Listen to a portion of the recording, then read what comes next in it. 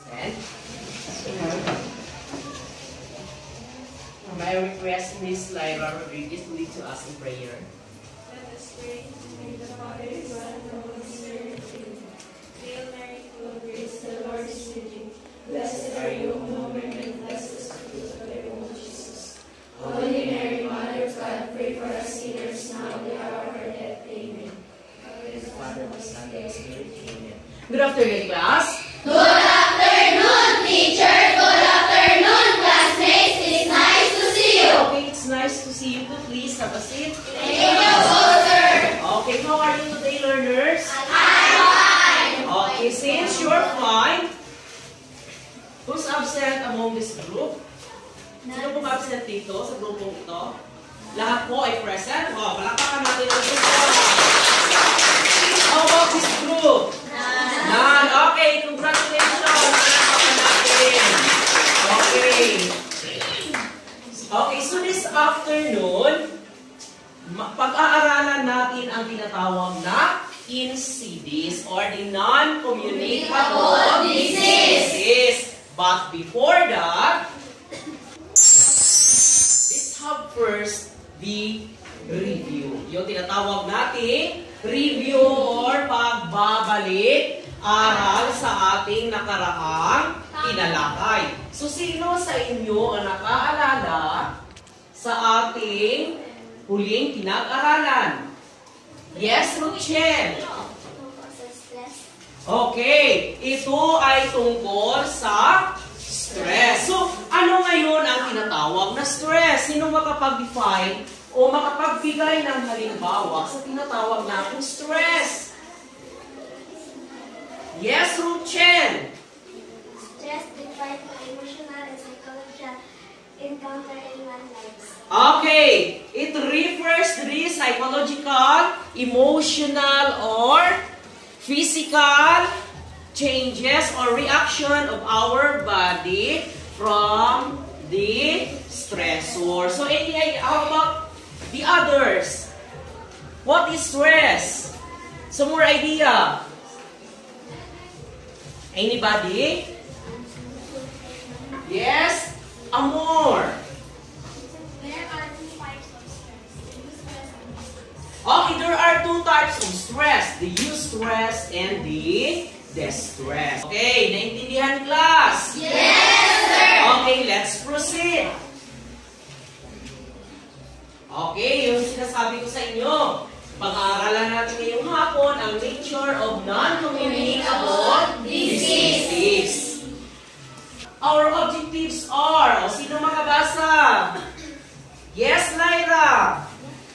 Discuss the nature of non-communicable diseases. Okay, our first objective is discuss the nature of non-communicable diseases. Next, kindly read Pilor. Explain non-communicable diseases based on cause and effect, signs and symptoms, risk factors and protective factors, and possible complications. Okay, explain non-communicable diseases based on cause and effect, signs and symptoms, risk factors and protective factors, and possible complications. So, maaasahan po ba yan sa inyo learners? Yes, sir! Okay, pagkatapos ng ating aralin ngayong hapon, ay matutunan ninyo na may discuss ninyo ang nature of non-communicable diseases, may explain ninyo ang non-communicable disease, ano ang mga sanhi, o saan nanggaling ang non-communicable disease. Are you familiar with the game entitled Pinoy Henyo? Yes, sir! Sino sa inyo nakakaalam sa larong ito? Okay, itaas ang kamay ng mga nakakaalam ng larong Pinoy Henyo. So, sa larong Pinoy Henyo, ang maaari lamang ninyong isagot sa tanong ng inyong kasama ay Pwede, hindi. Okay. So, ito ay Group 1. At ito naman ang Group 2. Ang bawat grupo ay pipili ng dalawang manlalaro. Bibigyan ko kayo ng 10 segundo upang pumili ng inyong players. Okay, 10, 9,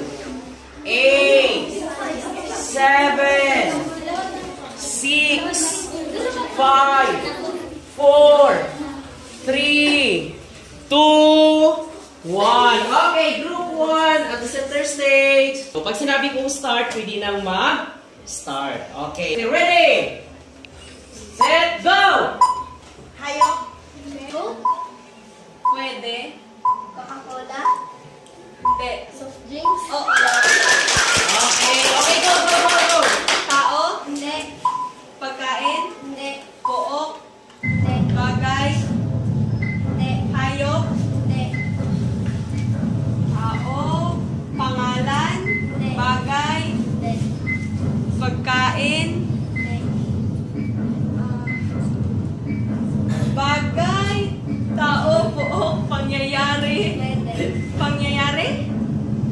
Festivals. hindi, Pagdiriwang. hindi, Celebration. hindi, Mga disgrasya. Tigmaan. hindi,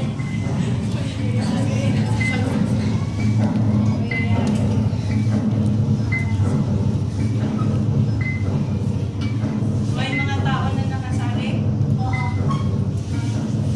sa mga laro. pwede, Larong Pinoy. hindi, Nilalaro ko in trunks. hindi, two, Okay. Time is up. Okay. The correct answer is exercise. Congratulations, group. Bigyan natin ang group 1 ng Elizabeth Ramsey Club. Okay. 4, 3, 2, start. 1, 2, 3, 4, 5, 1, 2, 3, 4, 5, Okay. Very good.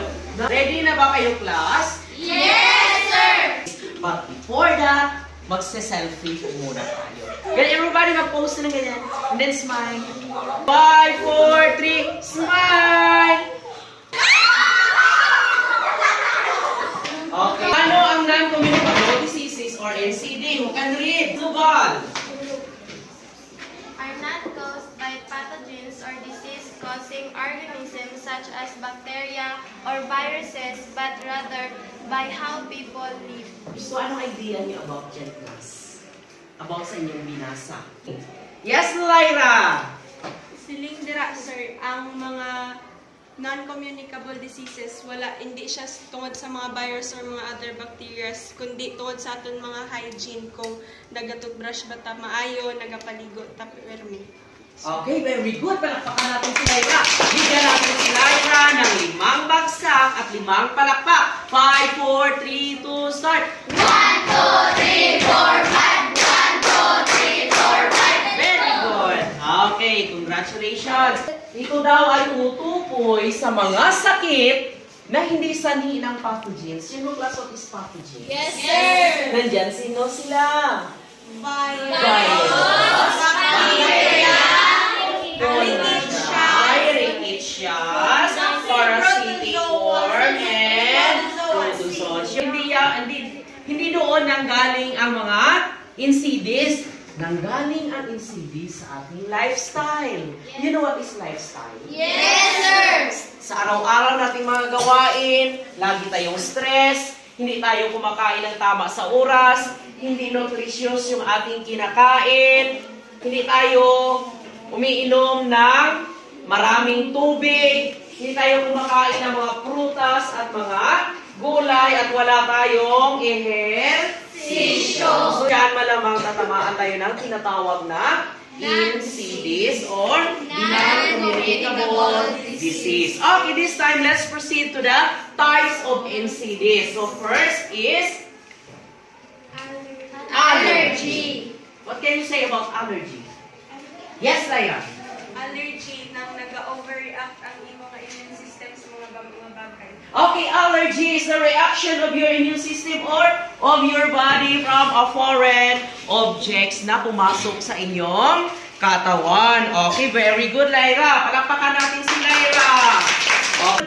Sabi ni Lyra, reaction daw yun ng katawan natin or ng ating immune system dahil sa mga foreign objects or organisms na pumasok sa ating katawan. So, foreign siya, hindi siya ma-adapt ng ating katawan, kaya nagkakaroon tayo ng tinatawag na allergy. Inaintindihan ng allergy, class? Yes, sir!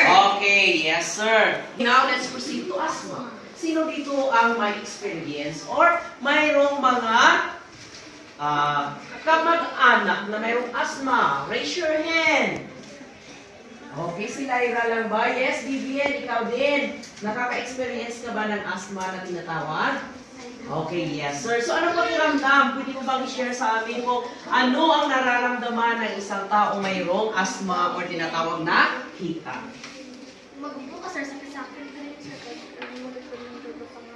Okay, sabi ni Vivian, pag umuupo daw siya, masakit daw ang kanyang dibdib at sa dito. Masakit dito. Okay, masakit daw dito. Tapos hirap ka sa paghinga. As you can see sa picture, class, ano ginagawa ng bata? Nag-take sa inhaler. Okay, nag-take siya ng inhaler. Para lang na ma-clear ang airways para makahinga yung isang tao. Okay, very good. Naintindihan ang asthma, class? Yes, sir! Okay, now, may tanong kayo sa tungkol sa asthma? None, sir! Okay, none, sir. Since none, let's proceed to the third types of NCD, which is cardiovascular diseases. Ano naman ang cardiovascular diseases? Any idea? Yes, Lyra again. Mga disease or mga sakit niya sa sa heart problem. Okay, mga sakit sa ating puso. Maliban sa puso, saan pa? Yes, pagdato. Blood vessel. Okay, sa ating blood vessels or sa ating vascular.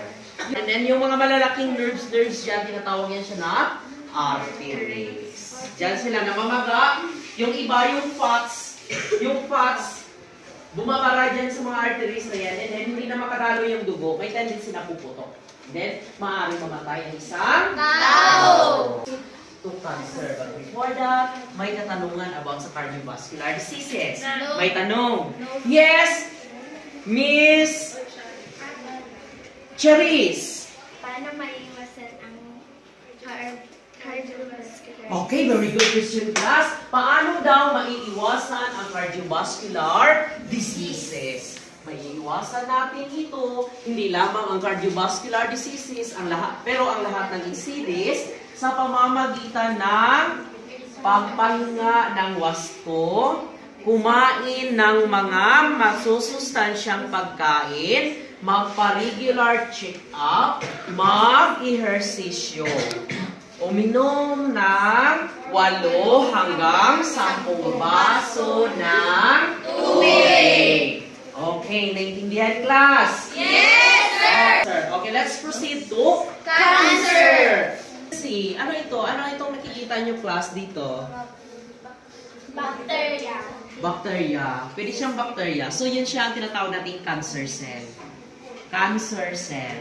Yun siya ang isura ng cell sa loob ng ating katawan. Okay, cancer cell. So, ang cancer, caused by abnormal cells growing without control.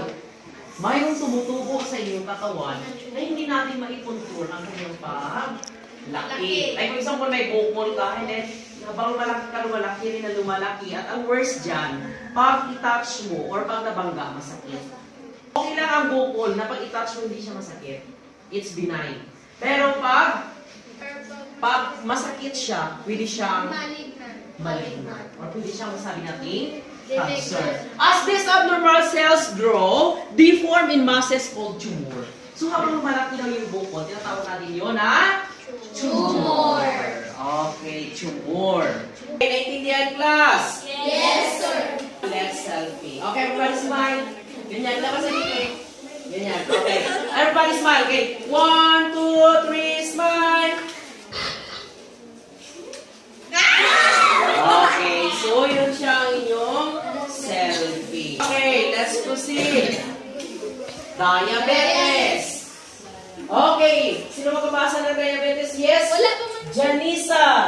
Disease that prevents the body from converting food into energy. Okay, disease that prevents the body from converting food into energy. So, ang pancreas nating class, ang nagpuproduce ng natural glucose. Natural na sugar sa ating katawan. So, pag nagpalya yung ating pancreas, hindi na siya makakagawa ng natural glucose or yung insulin na tinatawag natin.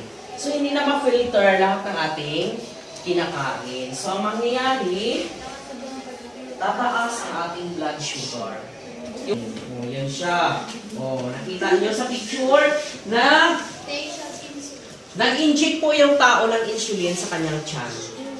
Kasi hindi na makaproduce ang kanyang katawan ng tinatawag nating insulin. So, mag-inject na lang siya para pahaba pa yung kanyang buhay. Oh, okay, may tanong sa diabetes class? Okay na. Since na siguro 6 types of non-communicable disease is kidney or renal failure. Ang function ni kidney class is mag-filter ng ating dugo. Lilinisin niya yung ating dugo.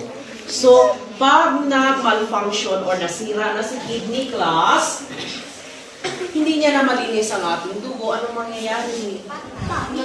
Mag-undergo tayo ng tinatawag na dialysis. Naintindihan?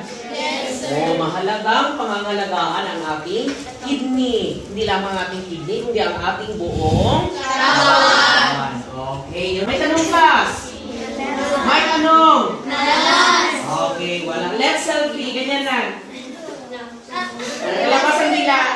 Ganyan. Okay. Okay, huwag gagalaw. 5, 4, 3.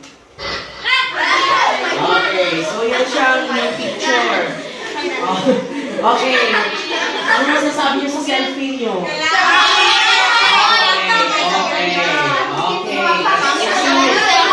Meron katanungan, class? No, sir! Okay, hakatiin ko pa rin kayo sa dalawang grupo. Group 1 pa rin and Group 2. Gagawa kayo ng word collage. Magpili ng isang reporter and then i-explain anong maitutulong ng words na yan or yung gawain na yan para maiwasan ang incidents. Okay, bibigyan ko kayo ng 1 minuto upang idikit ang lahat ng mga words na ito or gawing collage. Okay, group 1. Okay, group 2. Okay, mayroon po tayo ditong pin. Okay, so lahat po mag-participate. Okay, 5, 4, 3, 2, start. I-collage, i-design nyo.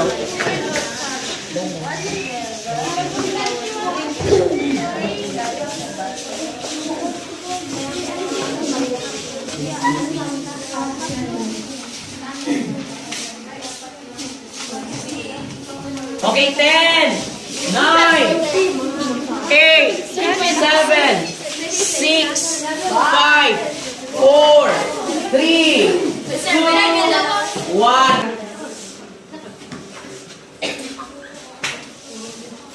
There is a drinking 8 to 10 glasses of water nang kailangan para mapanatili na to ang atoang health always tayo. Nang kailangan na to sa isa kadlaw mag-inom og 8 to 10 glasses of water. Okay, very good. Kailangan natin uminom ng 8 basong tubig hanggang 10 basong tubig sa isang araw. Okay. Next, group 2. Proper diet or eat balanced diet. Kailangan na i-balansihon kung nagkaon kay kailangan man gyapon sa aton nga body ang sugar o magkaon ta sang sugar pero hindi gid perme kailangan i-balance magkaon man ta sang tapos karne kay mayaman sa protein tapos vegetable i-balance na to na siya kung perme lang sang karne nang pwede gyapon siya makagrow sang cancer cells kaya kailangan naton i-balance natong diet. Okay, very good. Palakpakan ang group 1. Kailangan nating i-balansi ang lahat ng ating sinakain. So, okay, palakpakan ang group 1. Next, group 2. Sleep 8 hours a day. Kailangan nating matulog ng 8 oras kada araw kasi yung kulang sa pagtulog nakaka-brain damage yan siya sa isang tao at sa iba pang non-communicable disease. Okay, very good. May katanungan, class. Okay, this time I will group you into 4. Okay, this is group 1, group 2, group 3, and group 4. Anong gagawin? mayroon po tayong mga katanungan dyan, and then mag-collaborate po kayo, and then erase lang po ang letra na may tamang sagot. Display game ka na ba? Are you familiar with this game, class? Yes! Okay, yes, sir. Okay. Pilipinas, game ka na ba? Which of the following statement does not describe non-communicable diseases? A. Caused by pathogens. B. Consequences of unhealthy lifestyle. C. Cannot be transmitted from one person to another. D. Consequence of behavioral and hereditary factors. 5, 4, 3, 2, 1. Raise your answer. Okay, unahin natin si letter D. Okay, nag-change. Okay, letter A. Okay, very good. Lahat po ay nakakuha ng sagot. Next. Pilipinas, game ka na ba? Game na! Okay, question number 3.